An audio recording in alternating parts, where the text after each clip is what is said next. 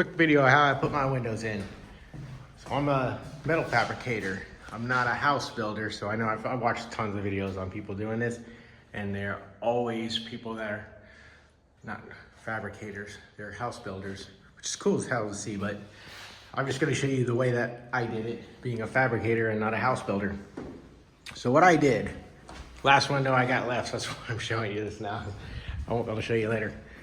So, build these frames.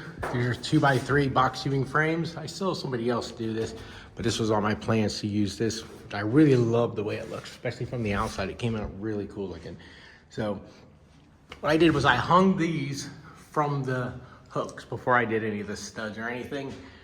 I hung them from those hooks that are up in the top with the ratchet strap, leveled them up, then I traced around them. Obviously, you can't trace all the way through these corrugations. Down in here, the extra line, don't worry about that line. Anyway, so what I did is just mark the high spots, mark where you can on the sides, down in here, up there, there.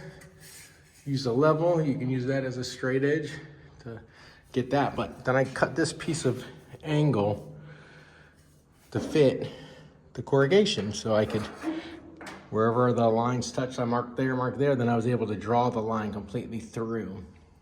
Worked perfect. So you gotta keep moving it down. Like obviously this is a short window, it's not a big deal, but the longer windows like that, and obviously the sliding glass door, there was a lot of that to do. So you can make a continuous, perfectly horizontal line there. So that was a key to that. Spending 10 minutes to make that made this whole lot easier. And I just used an angle grinder with a cutoff wheel, cut those all up. You can see it's a real good fit. Couple things happen when you do this is they tend to spring in the middle here. Once you cut this corrugation kind of opens up. So if you notice it's touching down here and touching up there before you can fit it in, and it's pushing out right here, don't go sanding a lot, and you can even see like it'll push open. So you don't want to sand too much, because what will happen is, mine's on this angle right now, it would end up coming in. So this line will start curving and not looking very good. So don't just go sanding it. Make sure if you drew the line straight, it's gonna fit. You're just gonna have to get pushed in, and it'll push. And then the bottoms, in the top, this one wasn't so bad because it's pretty narrow, but these walls will just wave wherever you want. So what I did is I tack welded a little piece of steel, 1/8" steel, onto each frame where the ribs are. Put a piece of 1/2" steel underneath of it after I got the window in there. One, having these tabs on there allowed it so I could push them in without them falling way down. So having that on there was just like a little safety thing anyways. But then I was able to use a 1/2" shim. I set these all in a 1/2 inch off the inboard corrugations. So by doing that, it's perfect. It's a 1/2" here, it's a 1/2" here. That one's not so bad, but this one is 1/2", 1/2", it's the whole way down. So those walls are perfectly straight again because I did that. Clamp each one of them. If you have to clamp them, you don't have enough clamps. I didn't have enough clamps to do all of them at the same time, so I just spread them around and then tacked, move the clamp, tack, move the clamp, particularly on like this long one up here. So yeah, easy peasy. Then I got these are nail thin windows, and I put them in from the inside. Apparently they go in from the outside normally, and then they're like, you put siding up to cover that flange.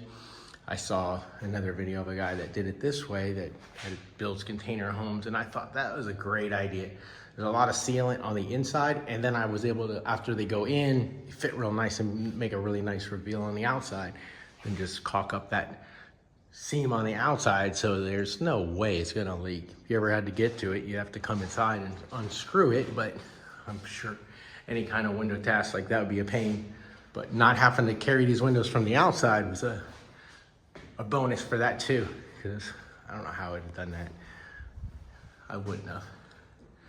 So all I gotta do now is tack that in, and I'll start welding it. I welded them continuous all the way around so that they wouldn't leak. I didn't have to rely on the caulking to ever leak. If it ever leaked, it's not gonna be coming from there. Come from the window, and even that, there's double layer in there, so should be good. Actually, I welded it from the inside, and then on the outside, I caulked it just because there was no weld there, and you have a little seam there. Just made that edge look really nice on the outside. So, yep, that's how I did it. Got any questions? Post them down.